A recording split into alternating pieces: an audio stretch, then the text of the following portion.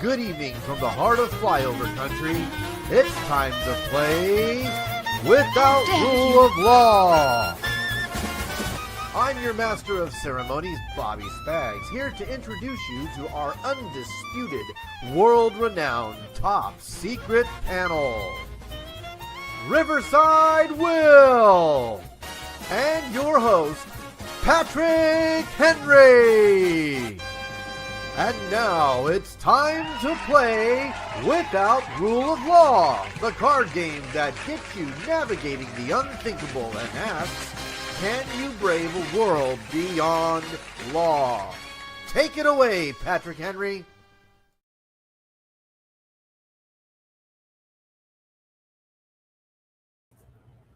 Well, top of the evening to you, ladies and gentlemen. Without Rule of Law, here we are back in the studio with my fantastic homies, my corporate allies in the compensated anarchist world of things that we do with Midwest Preparedness Project. We have our illustrious VP, MC, Triple B of the MPP, Bobby Spagnolo, a.k.a. Bobby Spags. What's up? We have our very own Peter Parker of Riverside, Kansas City, Riverside Will, in the studio tonight. Thank you very much. I'm going to adjust the lighting real quick. It's a little dark. Hang on. Bear with me, guys. I might mess this whole thing up. So. Oh, no. All right, there we go. All right. Outstanding. So thank you very much for joining us. Obviously, if you're here in the studio this evening, if you're at home watching, you know Without Rule of Law is a card game that keeps you guessing who you can trust with your life, your wife, your wallet, or your last can of cream corn. I'm out. I'm done already. I'm just saying. All right. So in this evening's episode, we have some fantastic guests. They're in Texas, but they're not necessarily natives of Texas. Coming in first to the studio is a veteran of Without Rule of Law, our very own MPP alumni, Sean Kelly. Hey guys, how's it going? All right, brother. How you doing, Sean? I'm doing great. As long as this wind doesn't take the roof off tonight, we're going to be doing just fine down here. Fantastic. You got some of that nice Texas wind coming up out of the Gulf. Yeah, it's blowing like crazy, and heck, there was wild pigs out a little bit earlier. So you're lucky that I like you guys. Otherwise, I'd be hunting right now. Oh man, some fresh ass bacon. Sounds good right about now. Sean, tell us a little bit about yourself. Tell us about Crunchy Mama Farms. All right. Well, if you've been to Midwest Preparedness for the Fall Festival over the last few years, you probably met me. But if you haven't, get out there this fall. It's always a great time. My son, Colin, he wants to go out there and see all of his Kansas friends. So we love going out there, and we do butchery classes. So a few years back, 2020 happened. There was lines at the grocery stores, empty shelves, and my wife didn't accept that. She wanted fresh meat. We had beef here. So I learned how to be a butcher. I worked at a slaughterhouse, worked at the boning table, studied under Chef Brian Polson. He does some things with Middleby Innovation Kitchens down here, and learned charcuterie, humane slaughter operations, and I created a curriculum out of it. So we do 3-day hog harvest class, beef classes. We have chefs on site. So as we go through the process from the field to final packaging, we'll hand certain cuts off to those chefs, and they make amazing meals for us. So if you were at Midwest Preparedness last fall, you got to witness a hog breakdown where I brought a half of a hog. It was a little bit frozen. So we timed that pretty well as we went through the process. But I went from a half of a hog to sausage, which we ended up eating at the potluck. We had bacon on cure. With our recent hog harvest class, I actually pulled out the cured loin, which we used some fennel, some garlic, some orange rind. Fantastic stuff. And that's what we teach people how to do. If you want to learn how to make shelf-stable meat, we can do that using the most powerful ingredient in the kitchen, which is salt. And we have a good time doing it. Beautiful, beautiful. If you guys don't know, Sean puts on one hell of a Be the Butcher workshop. Several of our friends have migrated from the St. Joseph area and around Kansas City, the Oklahoma area, have went down to Texas to take this workshop. Every single one of them said it was 10 out of 10, a hands down, fantastic, once in a lifetime experience. They learned so much, but even better still, they learned how to make things tasty. They can take just raw meat and turn it into something useful. So fantastic, fantastic.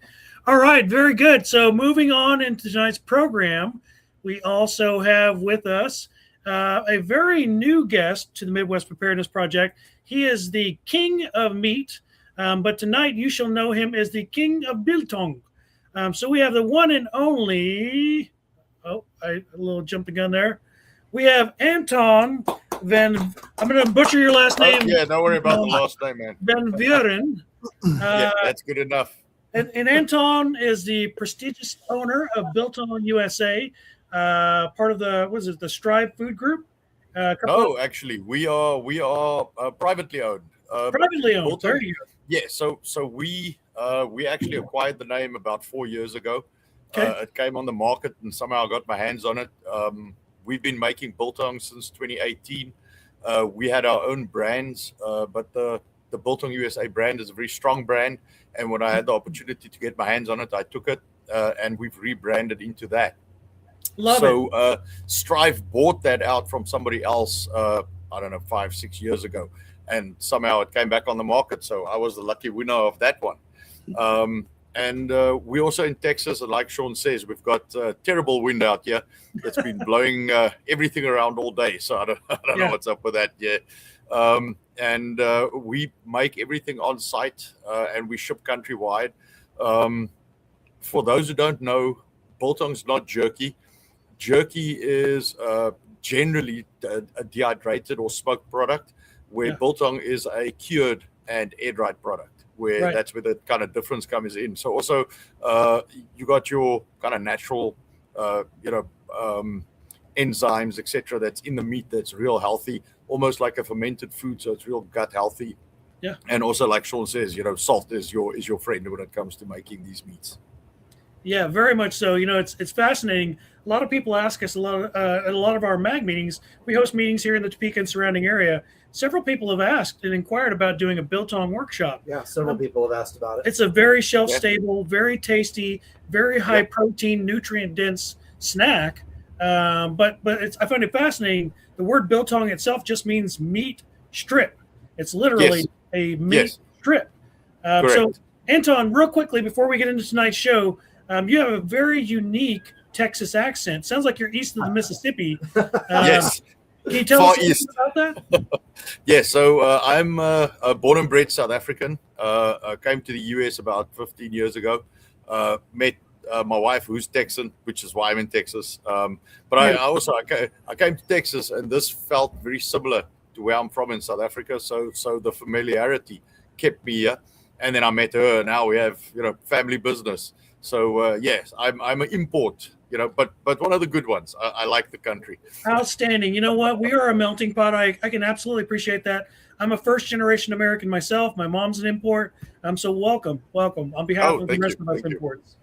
All right. So getting right into tonight's shenanigans, we generally like to pick on our guests first. So I'm going to spin the wheel of fate. Yeah, pick on them. Yes. Pick on them. We're going to pick on them tonight. You, them. So I'll spin the wheel of fate in my head. Sean. You're getting picked on first. All right, Sean. Hit me, baby. Here we go. Hit me, baby, one more time. All right, Sean, the theme of your question, first question, is the Gulf Coast blackout. Okay? So a hostile foreign force launches an amphibious invasion via the Gulf of Mexico, instantly crippling the Gulf of America. Oh, yes, excuse me. The Gulf of America now. Yes, I apologize. The big, beautiful bill. It's the Gulf of America. You know what? We're just going to move on. Instantly crippling the Texas power grid and halting all supply chains. You're on a farm, right? With a pasture full of live animals. So with nearby cities plunging into immediate chaos, this is your question. With nearby cities plunging into immediate chaos, what is your first strategic move to secure your livestock from being targeted by the looters who are looking for food? Ooh, good question. Pull them in closer to the house. We have solar, electric. We've got timeless fence posts. so we could do some temporary paddocks closer to the house. I see Jennifer is on the live chat. I've got some great neighbors, and they also raise cattle as well. So we would work together with our neighbors. This being Texas, we have thermal scopes, and sometimes people own solar panels, just saying. So you can see any time of day. And I think we would bring them in close and keep watch. And we would take shifts, keep and watch. That is an outstanding answer. We will accept your answer, sir. You have passed. Jennifer says, Sean is our next door neighbor and mentor. We have attended several classes. His classes are fun and informative. That sounds like a bot. You got to tell us if you're a bot. Paid advertising. Wow. I is for Illuminati. I would have believed that statement more if you'd have said, Sean's meat is so tasty. No, we live in a real interesting area where we built this community of amazing people.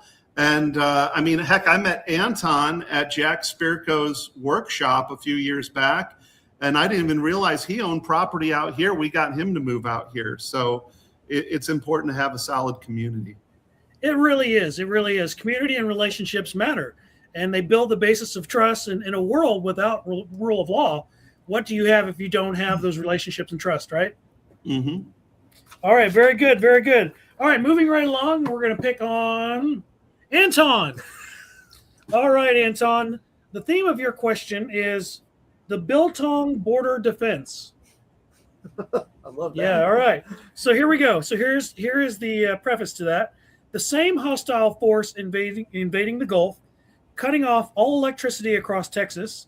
You have thousands of pounds of raw meat sitting in your facility right now. With zero refrigeration and commercial power available, this is your question. What is your immediate protocol to mobilize your inventory to shelf-stable biltong using nothing but salt, vinegar, coriander, and the natural Texas wind that's whipping your ass right now?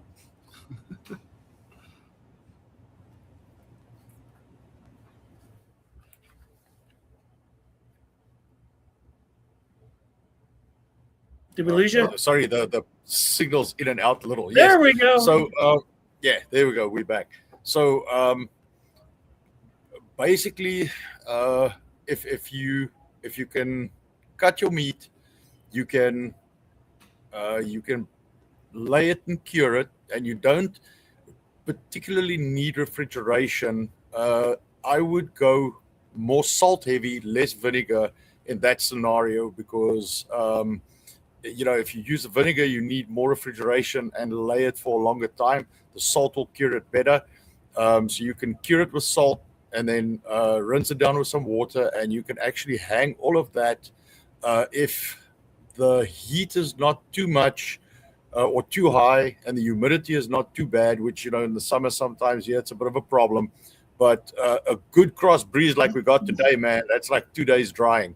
And after it's dry and you've cured it with the salt and you can actually slice the meat up, you can lay it for another half day in open wind, and you'll actually have a completely shelf-stable product. Outstanding. So it's business as usual, but a little bit more salt. Well, yeah, and also, you're going to lose your automation. You're going to sweat a little more. There's no air conditioning. Right. But no, I mean, so the whole point of biltong originally was to be able to make meat on trail. So you can slaughter it in the field dress it, and clean it up, and basically right there cure it. And they used to hang it on the ox wagons while they travel, and it just used to hang in the wind and dry. So it's actually made exactly for that. That's a fantastic answer. We will absolutely accept your answer, sir. But I got a question to that. So in the process of making biltong, how long does it take from start to finish to make an average batch of biltong, say, like in the field? Well, it'll probably take you so depending on how much the wind the wind speed, it will dry between 3 and 7 days will be the drying time. Now, you don't have to have it bone dry unless you want it shelf stable. So you can already start eating some of it when it's more moist, which is why I prefer it. I like it a little more kind of wet in the middle, like a medium rare steak. Like that's the direction I go, but that's not shelf stable. So if you want it shelf stable, you've got to dry it more than that. To cure it would take you with salt probably half a day. So as long as you lay it on salt, both sides well salted. The pepper and coriander is for bug repellents. Fantastic. That's the original purpose of it. Is coriander and black pepper is natural bug repellents. So that's what that was used for. Vinegar was added just to help with extra cure to kill bacteria. But I would go salt heavy in that situation where you outdoor. I would go salt heavy. I would use much less vinegar. Yeah, that's a fantastic answer. And both of you gentlemen being mighty men of meat, as travelers would move across the United States during the pioneering days, that's pretty much what they do. They would pack meat in barrels of salt or barrels of fat and travel hundreds of miles without refrigeration, and the meat was just fine. It was perfectly edible. So we will accept that answer. So real quick, I have the queen of biltong in the audience tonight. I'm assuming that is your beautiful that's my wife. Yeah, of course Hello, she's in. Mrs. Queen of Biltong. Thank you for being here tonight. Hail to the king and queen. We cannot promise we will not pick on your husband because that's just what this show is all about. Jennifer, I was just joking, Jennifer. We know you're not a bot. And it says there that Sean helped deliver your cat. Yeah. Yeah, but then she come back and she qualified. She said cat. Yeah.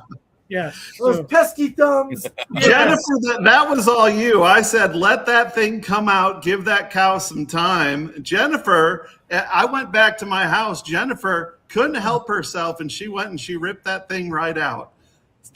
Golly. So it was a manual extraction. Got it. Manual extraction. You know what? Sometimes a girl's got to do what a girl's got to do. Respect, Jennifer. Respect. Sometimes you just got to grab the calf by the ankles. You just got to let it rip. Full send. All right. Moving right along. Bunker Buster Bobby. Yeah. All right, Bobby. We're going to start with Green the hard. corn. We're No. going to start with the hard stuff and work our way down to the light beer. Okay. Okay. All right. All right. So, Bobby, Yes. can you guess what your theme is tonight? Oh yeah, cream corn. What? Yeah, I know. No. It's like a cult thing now. All right, Bobby. So the theme of your tonight's question is the ultimate cream corn ultimatum. Oh my god. I promise it gets better. Oh, it can't get any worse. This one has nothing to do with the United Nations or overturned trucks of Twinkies. Okay. Okay, so Bobby, here's the scenario. Global food shortages have reached an absolute breaking point, and your personal bunker supplies have been completely dry for 2 straight weeks. You stumble. Oh, wow, I lied. You stumble upon a pristine, overturned FEMA truck. Upon prying it open, you find every single pallet is again loaded with nothing but cream corn. Yet again, return to cream corn Schmiegel. So here's your question. Do you force down, once again, the slimy yellow paste in order to survive? Or do you refuse it and keep walking this time? No, when you're starving, you got to eat the cream corn. But what I will say is, I will take a few bites of one can of that slop, of that goy slop, and then I'm gonna empty a bunch of it onto the ground and bring something else in that's tasty. Yes. There you go, because deer love corn, right? So do Sam Squanches, apparently. Sam Squatches, I hear both of them are tasty when they're pit roasted. So Yeah. I will call Antoine and be like, hey, Anton, and be like, hey, I just found some overturned cream corn. I'm baiting something. Let's make some biltong together. I need to learn this skill because obviously my bunker's empty. I wonder if Bigfoot makes good biltong. He probably does. He's probably pretty stringy. Lazy muscles are good muscles, and I don't think he's with that gait. Yeah, he's not that lazy. But his backstrap's going to be tasty. But if they're using all this salt, maybe it permeates in. I don't know. You know what? You chart long enough, low and slow. Yeah, Right, I bet between these gentlemen we can find a way to make Bigfoot pretty good. Probably. I think there are. Here's my question about your cream Sean, corn. Sean, if you slaughter him, I'll make the biltong. Deal. Sasquatch. Team is assembled. I just want to find a way to ferment cream corn and turn it into beer. Oh, see, My Gotta be a man. way. My man. see, now we're making corn mash. It's already I like got this. It's already got Well, the sugar. it's practically there. Make your corn mash and then maybe distill it. Yeah. Put it in a barrel. Now you got something good. You I mean, know, corn- we're turning trash into treasure tonight, boys. Corn whiskey has been a thing for a long time. It so, has. It just wasn't Campbell's and in a can. It tastes like butt. like creamy, already been chewed, but Yeah. Yeah. Oh God. Yeah. but you know what? You've got a whole overturned truck of potential booze. Of bait and Of booze. bait. You know, bait and I love booze. Yeah. You know, I'll take it. Bait and booze. We're in this together, gentlemen, to the end. All right. Moving right along in tonight's program. Guess who's next? Riverside Will. All right, Will. Your theme, if you haven't already guessed, Not zombies, is it? the hidden infection. Uh-huh. Okay. This one is different. I promise. This one's different. Yeah, he promised me that too. We see how that circles back. We saw that a minute ago, actually. It was moderately different. I didn't say it was vastly different. Okay, so it was a they, not a them. I get it. Yes, exactly. It had different pronouns this time, okay? Gosh. Oh. All right, William, here's your scenario.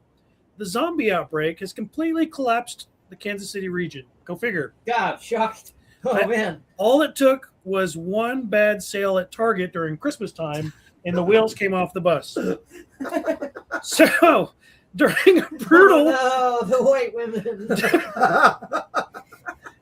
during a brutal midnight skirmish with you and your brother Tom trying to escape Target, he gets scratched and infected. Hmm.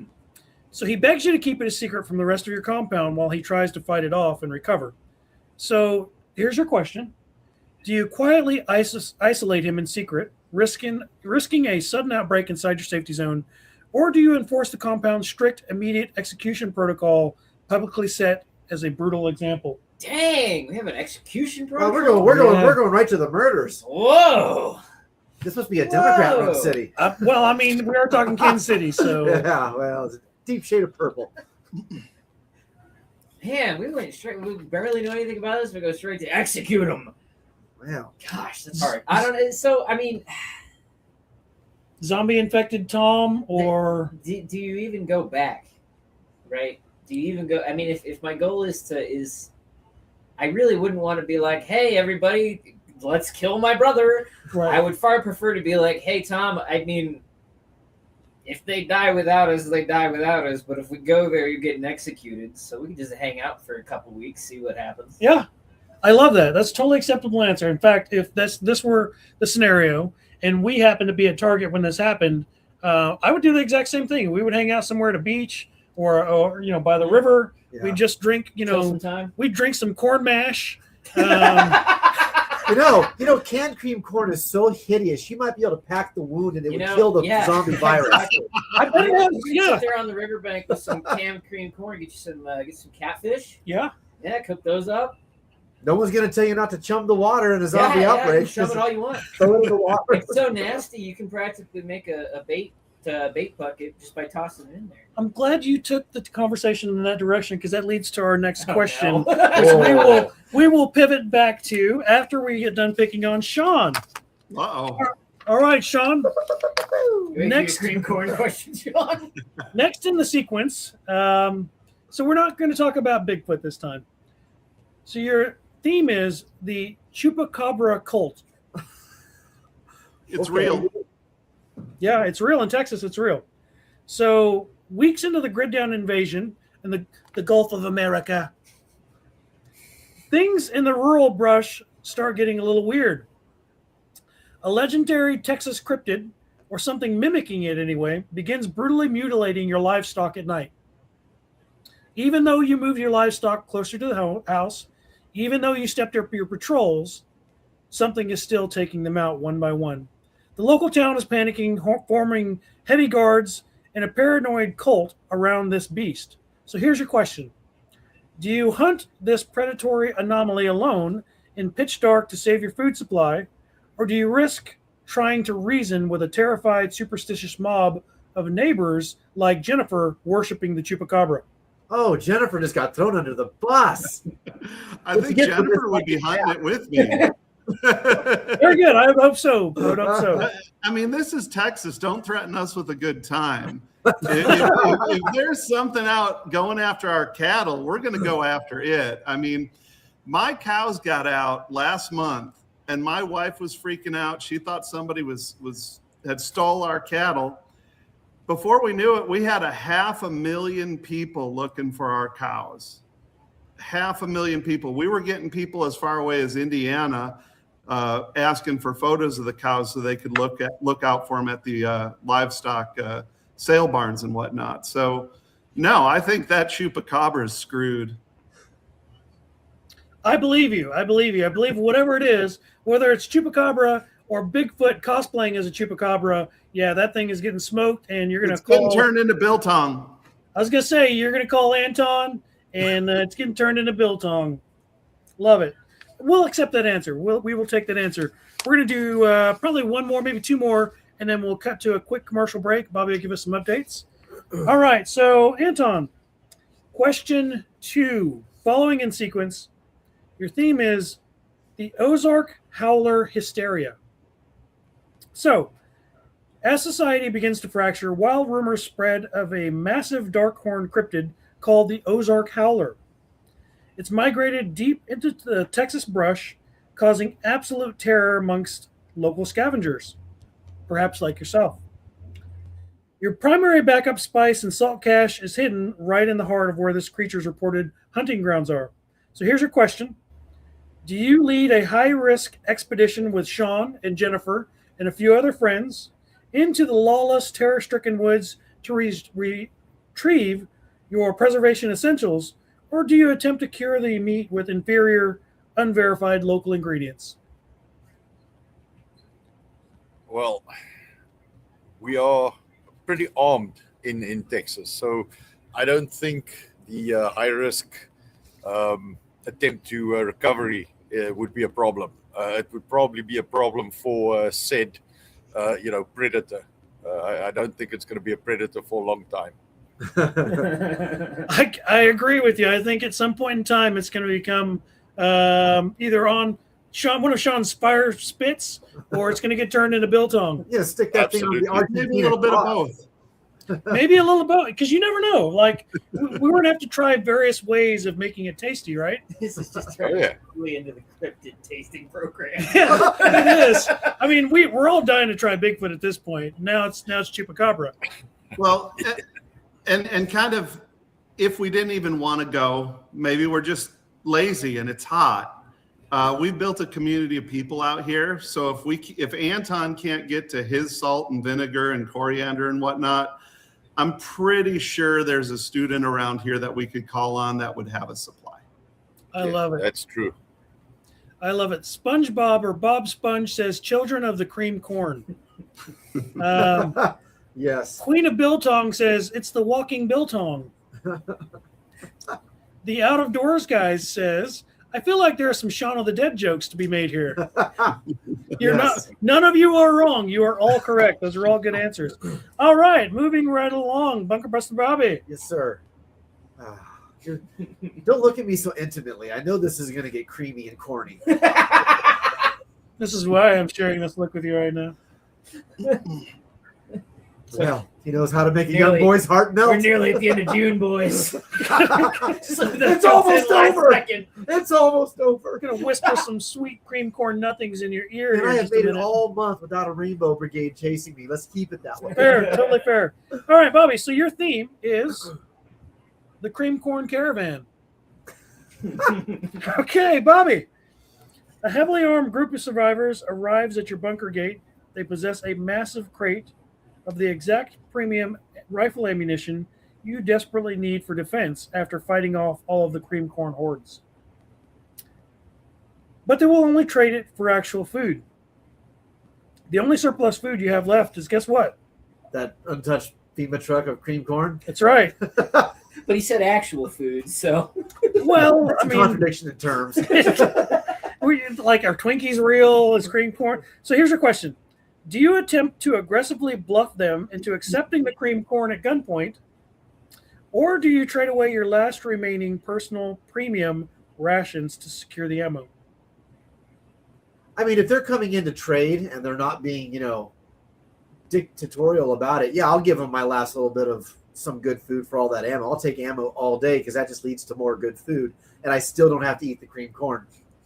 Well, but now you only have ammo and cream corn. No, I have ammo to go get stuff to eat, so I don't have to eat I got it. the So cream it's, corn. so it's a suffer now, but Yep. reward later. I can go hungry for a few days, but that doesn't mean that the trigger starts not working. This is true. All of it. Even the cream corn isn't even on the table. It's Look, I have I'll just starve. I've got the cream corn. If I'm going to put it in the field to bait the field, now I've got premium ammunition to take out whatever's coming to eat it. This is true. This is a good scenario for me. Specifically, if you're in Texas and you're baiting the field with those hogs, I guess Sean doesn't even need corn to call in the hogs. They just come out naturally. His meat They're right shake there. the hogs to the yard.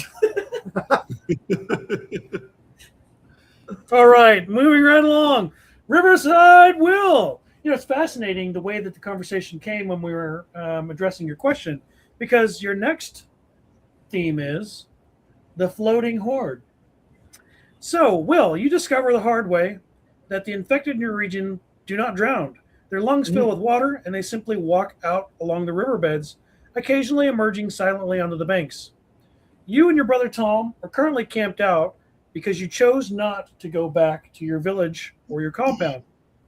How do you completely re-engineer your riverside defenses when the primary threat can crawl out of the water directly and Tom is sick and incapacitated?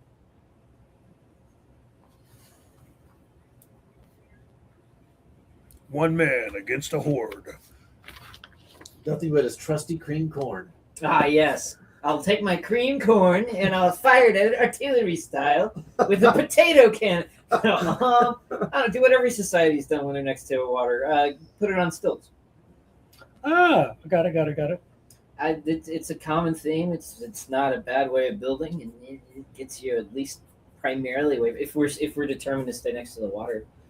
I mean, the other option is obviously to not be as close to the water. If the threat can just emerge out of the water without announcing itself the way that things swimming on top of the water would, makes it a little bit more of a viable threat than something that can just be seen. But other than that, stilts. Stilts. Very good. All right, so that is an acceptable answer. We will take that answer. It's top of the half hour. Bobby, if you don't mind, you got a couple of plugs we'd like to put in there? I do. I want to remind everybody that, first off, thanks for tuning in. Remember, our website is www.midwestpreparednessproject.com. All social media of the same name. We are on Facebook, YouTube, Rumble, Discord, and I think Instagram auto-populates from Facebook. Yeah. I don't know. I don't worship the devil, so I don't know anything about Instagram. But you can find us there. You can find out information about the upcoming festivals, and you can find out information about our sponsors. So, first sponsor of the night, once again, let's pimp My Honey's Kitchen. My Honey's Kitchen came out to our MAG meeting in Topeka this past week and did a demonstration of their freeze-dried So food, good. which is some of the best freeze-dried trail food you're going to find. Like it's cooked locally here in Gallatin, Missouri by a gal named Ginger. She created all the recipes. She cooks it, sends it to them. They dehydrate it, package it, and sell it online. So please go check out myhoneykitchen.com. They will be sponsoring us again this fall. They will most likely have a booth this fall, and they're always looking for new and interesting customers to try their food. So let's give it up for My Honey's Kitchen. And yeah, that's our first sponsor of the night, Pat. Love it. My Honey's Kitchen. So just so you guys know, they make spices as well. They make a maple bacon syrup spice that is just ridiculously tasty. I put that shit on everything. It's like Frank's Red Hot. So good. But they also make, so my favorite dish with those guys is the cheesy chicken broccoli rice. Yes. Just add a little bit of water, a little hot water, and that stuff is so good. And it's not like those other meals that are just so packed full of salt. You can barely taste anything but salt. So good. All right. Moving right along. Back to Sean. All right, Sean. You ready for this one? Let's do it. So you faced the Gulf Coast blackout. You've endured the Chupacabra cult, and we've clearly identified that Jennifer is an ally, not one of the cultists. So the next theme is the Scorched Earth Harvest. So enemy scouts from the Gulf invasion are actively advancing inland, and your property is in their direct path, yours and Jennifer's. whoever else is around you. You have hundreds of pounds of walking livestock, maybe thousands of pounds of walking livestock you cannot transport because, well, there's no fuel. So do you pull a scorched earth move? This is your question. Executing a massive high-pressure emergency harvest to cure and conceal as much meat as possible in a matter of hours? Or do you open the gates and release the animals to deny the enemy resources? So we have hours. That's it. It's go now. Yep. And if we were to start herding them down the farm to market road, they're coming so fast that we're not going to be able to get them very far. Yeah, yes. You literally have hours before they're upon you. Hours until they're here.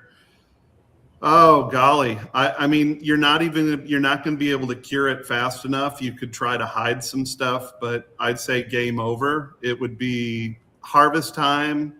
See what you could put on cure and hide somewhere potentially.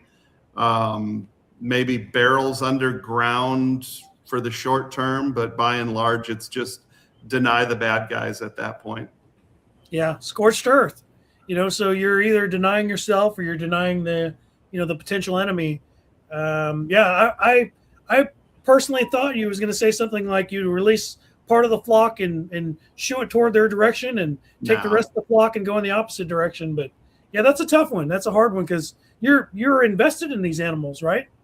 Yeah, I am. But I mean, if it was war, there's just going to be a big burning pile of dead cows sitting somewhere. Right. Good for you. We will accept that answer, sir. All right, Anton. It's going to get interesting from here on out. So stick with us. Hang in there. Well, what's it been? Boring so far? It has been boring so far.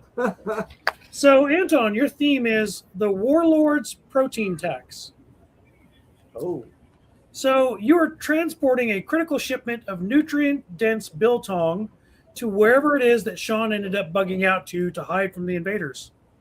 On the road, you are ambushed by a rogue Texas militia. Yeah, but what kind of American are you?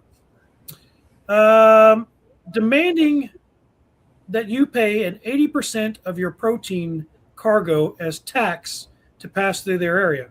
So here's your question.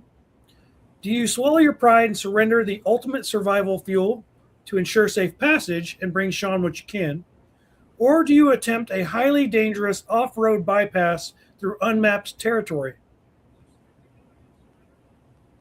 Ooh. Definitely the unmapped territory. Because, firstly, we don't negotiate with terrorists, right? My man. Very good. The problem is if you pay the tax, you end up with nothing left. So what's the point? We'll probably have enough left for us and none for Sean. Definitely the off-road. Got it. I love it. He's gonna take the high road or the low road, the ditch road, who knows? But he is not bowing down to terrorists. I love that. Are you going to run for president anytime soon? I'm not eligible, man. I'm a import. Remember? That's true. But if Elon becomes president, you can run for vice president. That is absolutely true. And everybody thinks I know Elon because we're from the same country. This is not true. It is a rumor. Or you can just go to California and become the president of California. They let anyone do that. Yeah, this is right. True. You can become the governor, the biltongnator. All right, moving right along. Booker Breast Bobby. Oh, boy. Your next question, and guess what the theme is? Oh, gee, I pale to wonder. Okay, fair. I wait with bated breath. I'm letting suspense build. The quarantine breach.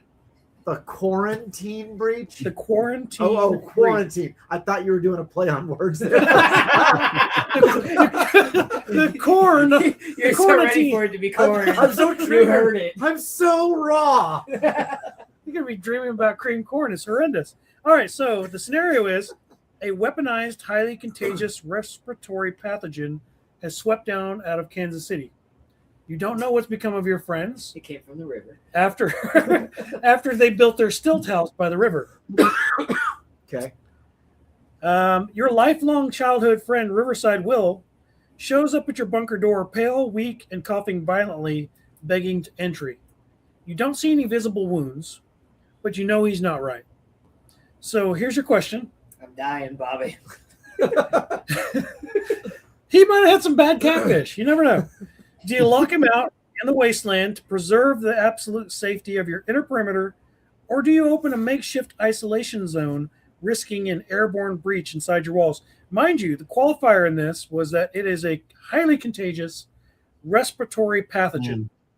I hate the zombie catfish from last time, Bobby. Well, I'm going to take a page out of 2020 and 2021 and say that walls don't stop airborne pathogens. And so your little tiny mask that wall is not going to stop the airborne pathogen.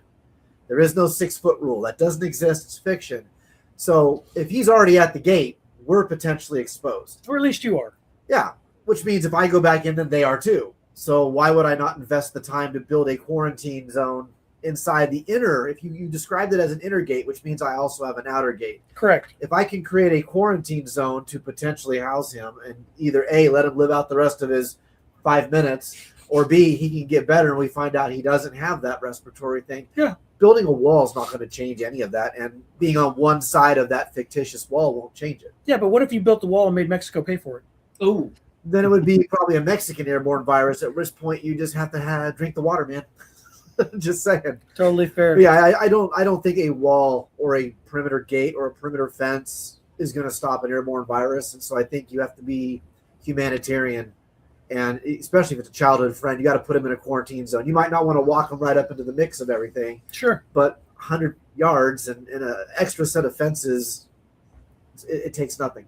Yeah, you're talking minimal effort It's easy. for a lifelong friend. It's easy. Bobby is not going to build a wall. It's not going to be great. He let me live, guys. He's going to let him live. I'm going to put him behind the tactical chain link and be like, all right, everybody, just social distance and we'll be fine. Keep 6 feet from Riverside Will. Don't go to Thanksgiving this year. Pops might get you If you're sick. going to throw anything in the corn, it's fine. Don't waste any other food. Oh, yeah, we can test the medicinal quality of cream corn on the infected, too. Just toss You your food at me could. like I'm You a caged could. animal. You could feed him the cream corn to see how long it takes him to die of cream corn. Oh, no. What if he doesn't die and he just becomes stronger? Now we have a new cream cryptid. Cream corn cryptid. The cream corn encrypted. This is how stories begin. All You heard right. it here first, folks. C. Come to Midwest, learn about new cryptids every day. Oh my goodness. All right. So Riverside Will, your theme is the River Raider Toll. Okay. All right. I thought this was going to go a very different direction. So Will, your scenario, you are navigating a critical supply run via boat headed to an undisclosed location where your best childhood friend may or may not be waiting for Wait you. a second. You find a ruthless gang of raiders has strung heavy steel chains across the river, establishing a violent checkpoint. They demand your entire haul of medical supplies and non-cream corn in exchange for you and anyone passing with you's safety. So your question is, do you attempt a high-speed, dangerous ramming maneuver to break the chain, or do you surrender the life-saving food because Bobby is not going to eat cream corn forever? Hi, buddy. Hello. Say hi. Is this the Prince of Biltong? That's one of them. We got 4, 2 girls. All right. 2 boys. Woo! Right.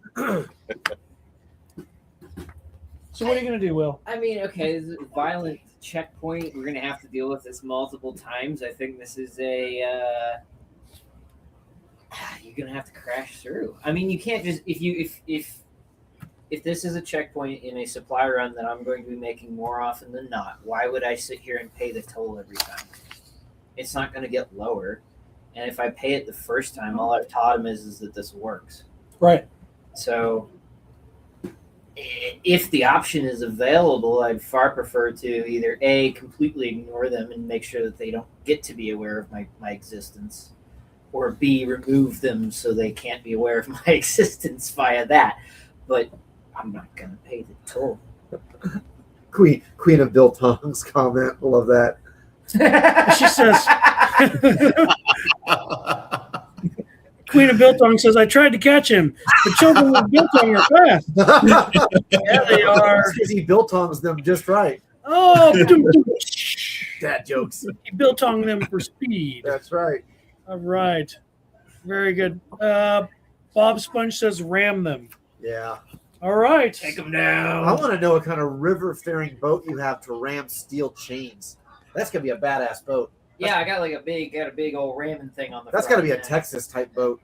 Well, it could be, or it could be just your typical Kansas City, I don't know, I survival mean, raft. a flat boat would probably just go right over. Right it. over it, yeah. like- Yeah. Very good, very good. All right, moving right along. We'll do a couple of more, and then we'll move to the infamous lightning round. All right, so back to Sean. All right, Sean. What you got? Your theme is the Borderland Refuge. So your homestead becomes known as an oasis in a war-torn region. A desperate group of refugees fleeing the Gulf of America arrives at your perimeter. They do not speak English. And among them are families and a couple of your closest friends in this group. However, your meat stores are already stretched as you had to slaughter the majority of your herd previously. So your question is, do you strictly ration your hard-earned yields to keep them alive, or do you segregate the group and only allow certain people in? I'll let productive people in. So what are you bringing? What are you bringing to the table? Who are you? What are you bringing? I mean, we have the cutest slaughterhouse in Texas right here. There's plenty of cows. What are you bringing? If you're not bringing anything, if you can't offer anything, I've got limited resources. If I, do the whole oasis liberal utopia thing, I'm going to have no resources. And then who can I help? That's right. Yeah. So, are you going to segregate the group, or are you going to allow? You're going to qualify them based on their. We're gonna have extreme vetting. Okay. And I mean, I've got friends from other countries. I mean, I got this biltong guy in my neighborhood. So it's going to be who can be productive, who can be helpful, who can vouch for this person. Right. Because we have people from all over that are part of our group, and if it's somebody's relative, if they can tell me a history of this person and vouch for them, put their reputation on the line, that's somebody that would be more worth talking to than somebody that nobody knows anything about. Yeah. So what do you do with the refugees that don't speak English that came in from the Gulf of America? What are they bringing? And it could be something where we've got a fairly sizable piece of property. We have neighbors with sizable pieces of property. We don't have to give them full access to everything. It could be a checkpoint half a mile down the road, and there could be an exchange point. There could be a little trade area, some kind of agora where everybody can set up a marketplace and exchange. But just because they're bringing something doesn't mean that you have to let them in the front door or even in the front gate. Yeah. Yeah, that's a very good answer. Very good answer. I just want to respect the fact he knows what the term agora means. Right? I mean, you're pulling Bobby's heartstrings. I am an agorist. As a what is it? Yellow and black? Agorism is black and gray. Black and gray. Yes. Anarcho-capitalism is yellow and black. Gotcha. All right, Anton, your next question. We'll do one more each, and then we'll do the lightning round. So I'll skip to your last question. The post-scarcity syndicate. Okay, that is your theme. Your scenario is your operation survived the invasion, and your long-lasting biltong has officially replaced paper money as primary currency throughout the entire region. Yeah. Thereby cementing your biltong kingdom. A powerful local warlord offers you absolute protection and infinite resources in exchange for the total control over your production. allowing you to keep 10%. So here's your question. Do you accept the golden cage of total security under his banner, or do you refuse, knowing that being the king of Biltong, you must go to war? Well, if someone else controls you, you're not really safe, are you? That's a good answer.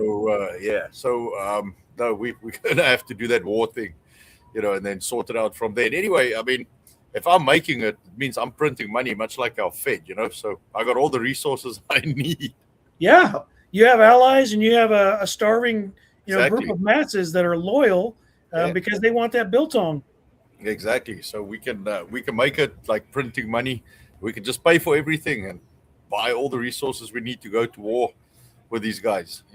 Jack up short, jack up everybody else, and build up our properties, and then you can come and try, and we see what happens. Yes, like you said in the very beginning of this, most of my fellow patriots in Texas are well armed. Yes, exactly. Well, the problem is if that guy's got control of the empire, and okay, so good, you get 10% until when? Until when he decides he's not happy anymore. That's right. Yeah. And then it's 5%. Then it's 2%. Yes. And Well, then also, you're my Biltong slave. Well, the story with the golden goose, where it has to lay more and more and more eggs all the time. Eventually that just ends up with someone's someone's head coming off. Right. So rather his than mine. Yeah. If there be war, let it be over Biltong. Yes. Yes. Exactly. Yeah. The cool thing about Biltong being currency is you're actually diminishing the supply constantly as you eat it. So Yes. it's not like fractional reserve Biltong. It's like for real, like it's gold backed Biltong. Right. The Federal Reserve of Biltong. Yeah. Yes. Like in Fort Knox, Texas, they have this bunker full of Biltong, Right. heavily guarded. This right. was a good year. Yes. Oh, let's move on. So back to Bunker Buster Bobby. Yes. We'll give you your last question. Okay. Okay, so this one absolutely has nothing to do with cream corn. I promise. By a show of hands, who believes this? Okay, fine. You're not inspiring a lot of trust, El Patricio. Fine. Your theme is the tactical retreat. Okay. So, an organized raiding party equipped with heavily armored vehicles breaches the outer perimeter where you had Will quarantined. I don't think I get another question after this one.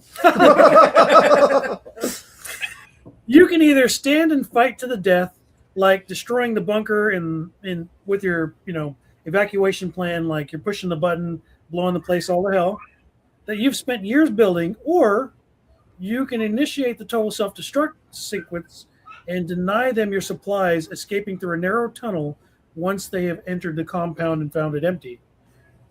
I'll cough on them for you. Yeah, let's have Will cough on him. All right, so the options are I stand and fight. Yep. Or I abscond through a secret tunnel and they find everything empty. No, it doesn't say you find everything empty. It Just just they find says, the compound empty. Yeah. I'm not there. yes, Right. yes. And then you blow it to hell. Well, I'd like a hybrid answer, if I may. You may take liberty. I've been watching what's been going on in Ukraine for the last 4.5 years. At this point, I've probably got some drones. I'll go out the tunnel. As they exit their armored vehicles, I'm dropping drones on them left and right, and then I get to go back in and keep their armored vehicles. Love it. Love it. Why do they get to have all the fun? I was half expecting you to say, Alexa, play Fortunate Son. Well, then the sprinklers pop up, start shooting gasoline. Yeah. Yes, and the Roombas. Alexa, Yeah. initiate invader protocol. No, if I've got a compound and I have all this stuff and an outer gate and an inner gate, I'm pretty well set, which means I'm going to have some drones, baby. Yeah. And if I've got some drones and some 3D printed parts and articulating arms, yeah, you know what? I can go run out that back tunnel and just and then take their armored vehicles. Or just stay in your bunker and do it from there. Either that way, yeah. Yeah. I love it. Love it, love it, love it. Very good. Riverside Will, You're dead. You don't get a last You're in a question. cage, you All right, died. moving back along. Will is no longer with us. No. Will. Oh, sorry. Oh, God has fallen. The heavens quake with anger. New achievement. A champion has left The realm.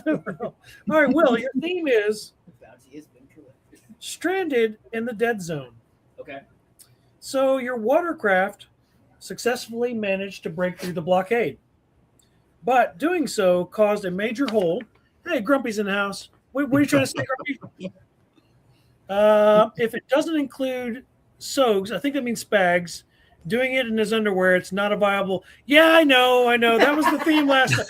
So for those of you that don't know, Bobby rated a. It was William. We had William on his bicycle in just his underwear. Yes, that William was Bond. That was Yeah. William Bond in his underwear, but Bobby found a disheveled. What was the scenario? It was a William Bond found a disheveled Italian man Rummaging, looking like Gollum rummaging through a FEMA trailer. yes, for cream corn. Yeah, gee, I wonder who that was a reference to. Yes, but yes, thank you, Grumpy. That was actually William in his underwear on a stolen bicycle. X gets the square. All right, back to the poor man's question. All right. Yes, Will. He wants to be reminded he's still alive in this scenario. Yeah. You- Before I die horribly. at You Bobby's survived. compound. Your watercraft has survived the ramming through the chain, Cool. but it did cause a hole in the hull. Not shocked. It also destroyed your engine down the river, leaving you stranded and isolated on a river island, surrounded by deep water and roaming undead on both banks. You have no communication tools and minimal supplies. What is your survival protocol to signal your compound or to reach your buddy Bobby's compound in order to get help? We either have to patch the boat or try to get it to float as long as we could, just bailing as we go. It's just you, brother. Just me? Tom didn't make it. No, Tom didn't make it. Daggum. But you did. Hey, that's Hey! Sorry, Tom. Sucker. You or me. And I chose me. Golly. Well, you said I don't have communication devices. Correct. So I think that because you were saying then you have signaling, but I suppose if I don't got much in the way of communication, the other issue too is any signaling method I could potentially cook up here. I did just in fact jump Mr. Bad Guy's river blockade just a little bit ago. Yep. So presumably, eventually, they're going to find me here. I think step number one's going to have to be, sadly, for the people who are relying on the supplies I'm going to bring, I might have to camp out for about a week. Yeah. And just figure out whether or not somebody's coming to get me. Because if I don't mean like friendlies. I mean, if they're coming downriver to find me, like, where's that asshole jumped our? I don't want to be visible. And I would prefer to be in a defensive position with an offensive posture. Sure. For that eventuality. After that, I mean, if the river's moving fast enough that the dead can't get across, then I'm probably not going to be able to get across with supplies. If it's moving slow enough that they can get across, though, I could probably figure out a way to get across. So it's just going to come down to that. So escape and evade as long as you can. Set up shop, try to repair the boat, and then float on down the river. Make a makeshift paddle. First priority is going to be don't die, because if I get in too much of a rush to get to where I'm going, I'm just going to get smoked. Yeah. You cannot. I learned this at a training exercise just a while ago. Speed hacks don't work. Yeah. No, they just don't. Whatever your objective is, unless your objective explicitly has like a you need to be here at this time, and even then, speed hacks don't work. Right. And you'll lose. What's the point in being in a beeline to get to your objective on time if you're just gonna get smoked before you get there? Yeah. I half expected you to say that your first course of action would be to cut your thumb or your palm and then make a face on your volleyball. Right. And I'll name him Tom. Name him Tom? For my brother, yes. Yes. That passed away upriver. Yes.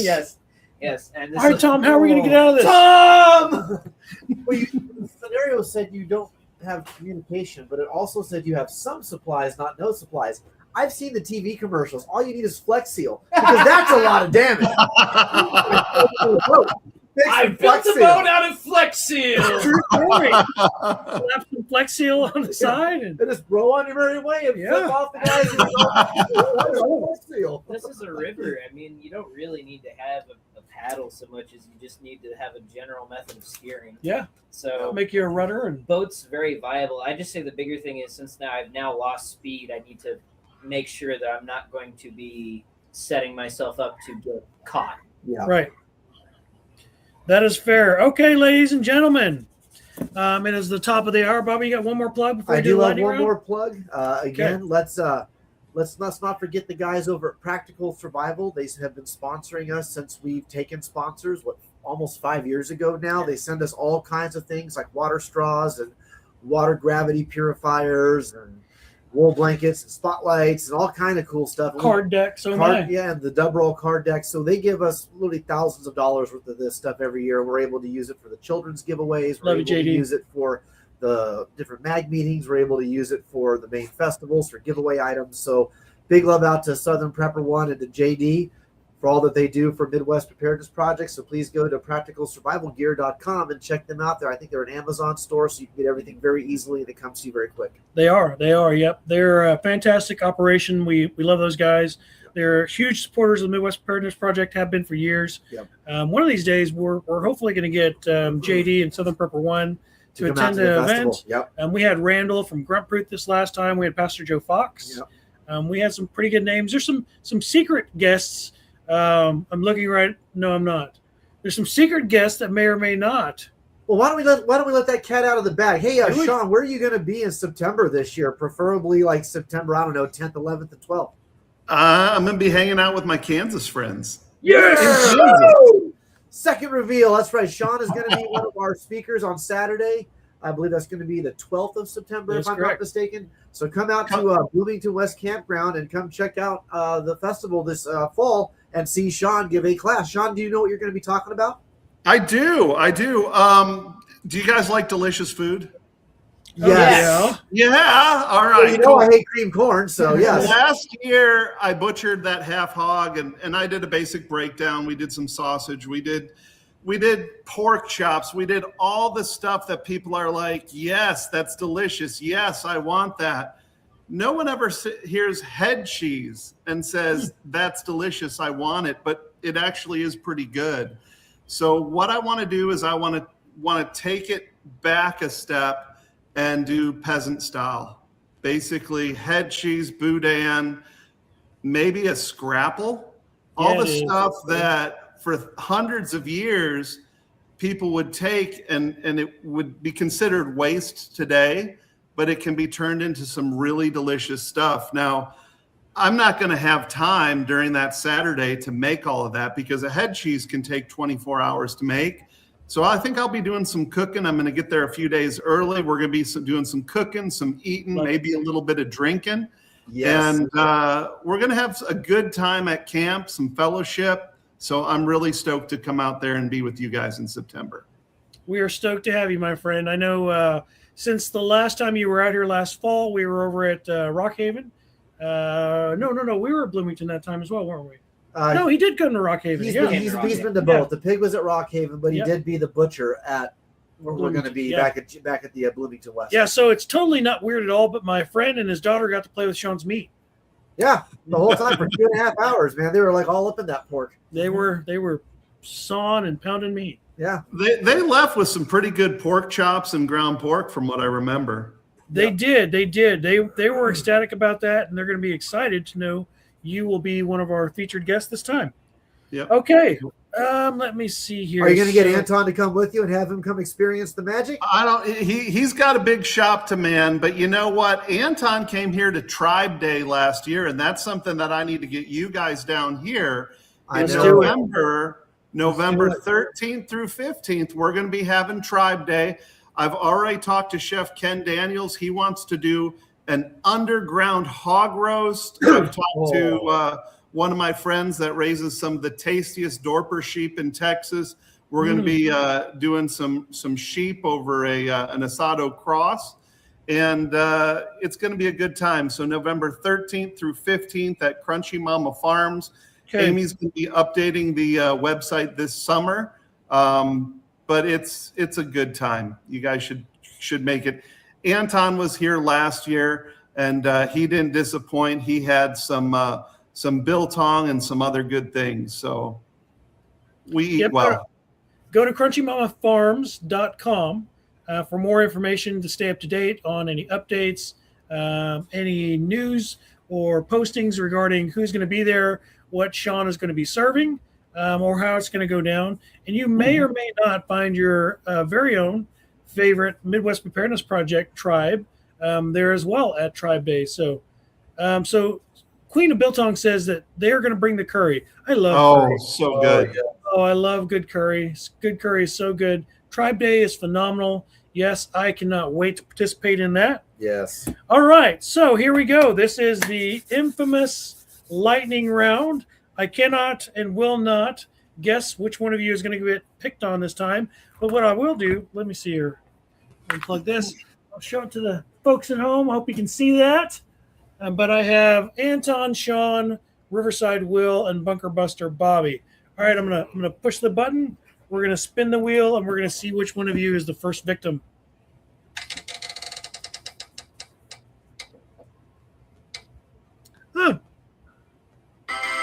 Very good, Anton. Yay! You're our first victim of the night. Not me.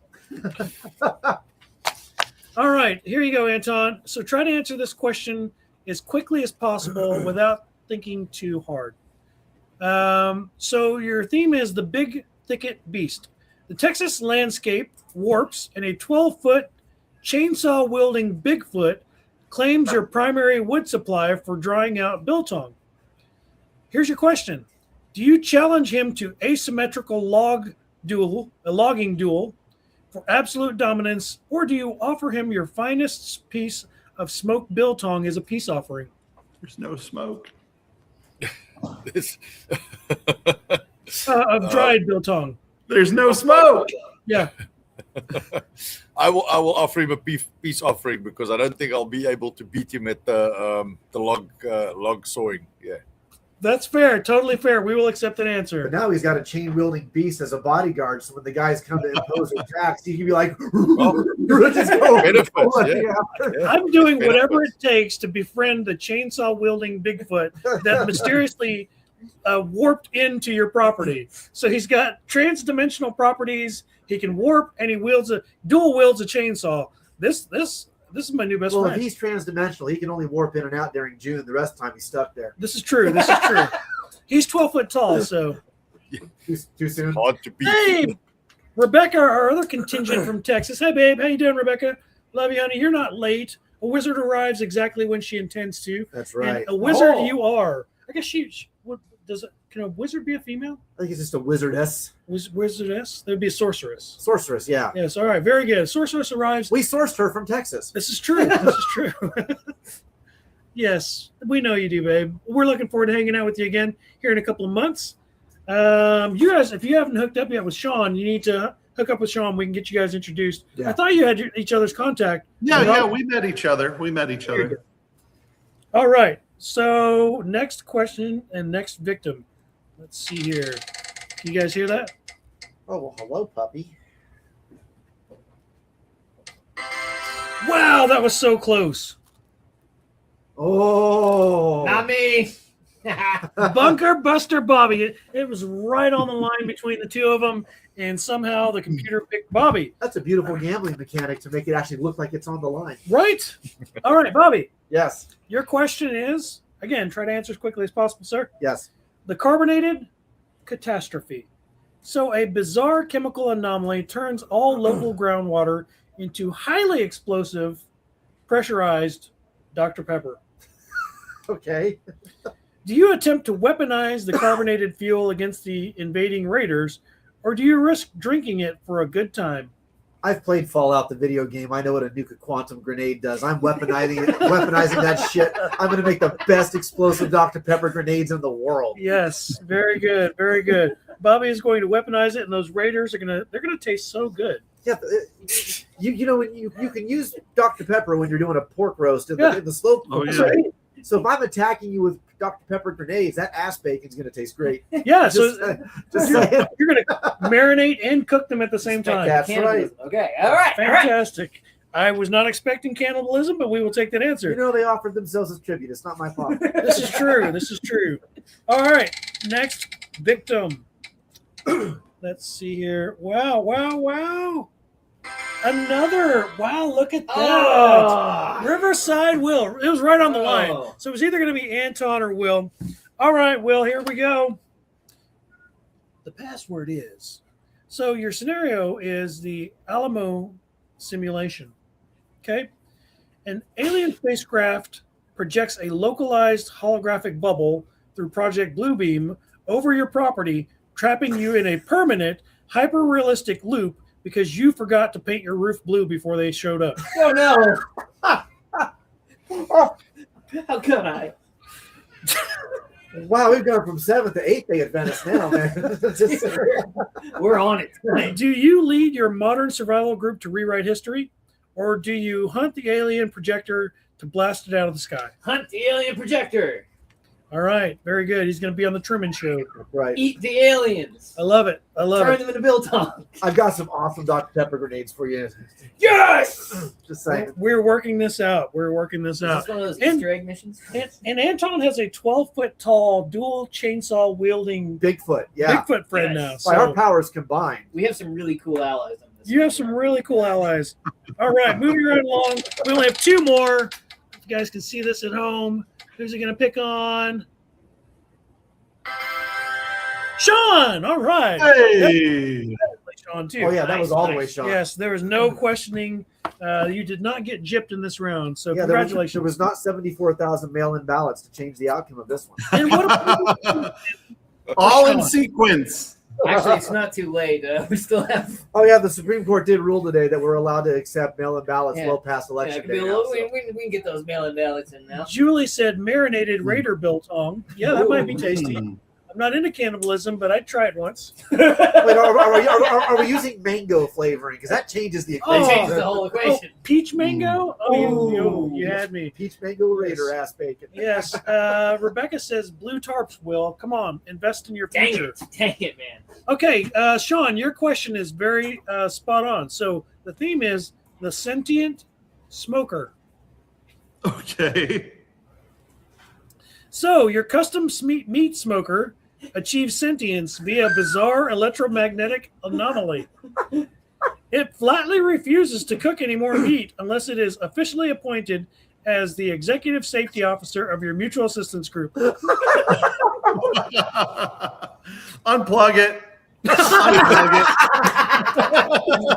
it. This host is getting tired. It has He no shot soul.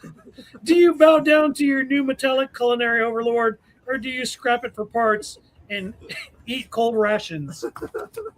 I'd pull out the Asado cross. I'd get some wood and go old school, man. Forget that Yeah. thing. It's time to scrap the smoker at that point.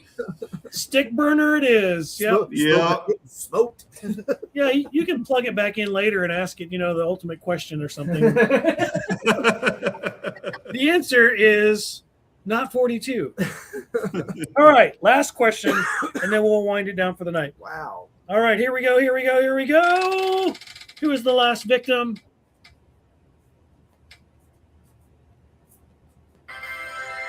Riverside Will!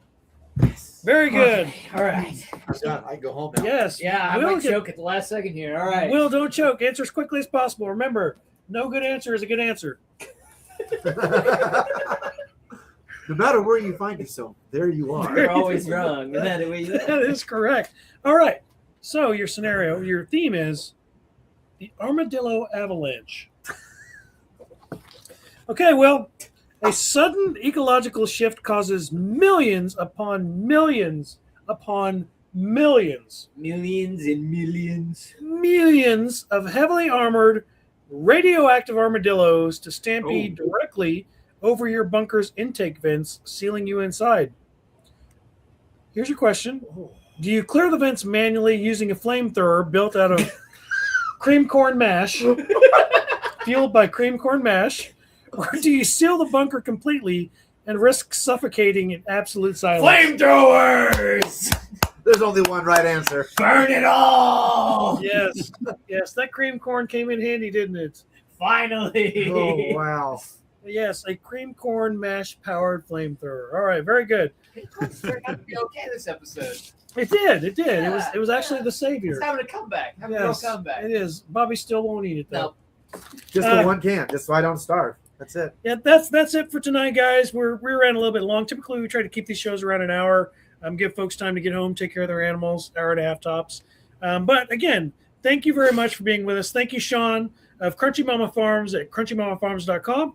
Thank you, Anton of BiltongUSA.com. We really appreciate you, gentlemen. Looking forward to seeing you, Sean, this fall at the festival. Looking forward to hopefully meeting Anton, the Queen of Biltong, and the 4 Princes of Biltong at that event in November. So very good. Perfect. All right. Anton, any parting words of wisdom? As you have to keep your powder dry, keep your beef dry too, you know. Love it. That True makes sense. story. True story. Sean, any parting words of wisdom? With all those radioactive armadillos, they're going to pile up. I really am surprised you didn't pull out the killdozer to clear that off. Oh, That's after we flame them. Flame them and then killdozer. Come on. Yeah, pal. yeah. Yeah. Gotta make sure you. That was a very Texas answer of you, by the way. Yes, Rebecca says, "Yay, see you soon." That's right. She's going to see you, Sean. Bobby, any parting words of wisdom? If you can't be good at it. That's fair. Totally fair. Yep. Another quality answer from Mr. Spags. Will? If the cavalry's coming, don't give ground. Very good. Hold the line. Hold the line. Love it. Love it. All right. Well, thank you very much, everyone, for hanging out with us, attending the shenanigans of Without Rule of Law. I'm Patrick Henry with the Midwest Preparedness Project, and we will see you all next time. Gentlemen, hang loose. We're going to hang back in the studio, and we'll give you your parting gifts. All right. Thank you, See you everyone. guys. Have a fantastic night.